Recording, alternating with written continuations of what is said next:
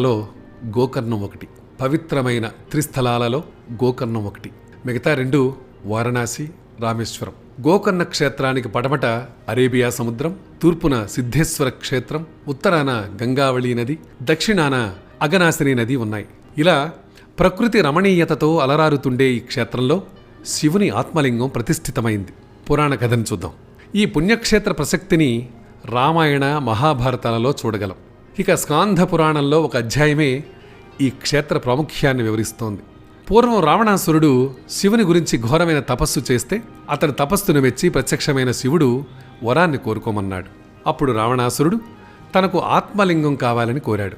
అందుకు ఓ నిబంధన విధించిన శివుడు రావణాసురునికి ఆత్మలింగాన్నిచ్చాడు. ఆ నిబంధన ప్రకారం రావణాసురుడు లంకకు వెళ్లేంత వరకు ఆత్మలింగాన్ని నేలపై దించకూడదు. ఆత్మలింగాన్ని అందుకున్న రావణాసురుడు లంక వైపు పరుగులు తీయసాగాడు. ఆత్మలింగం రావణా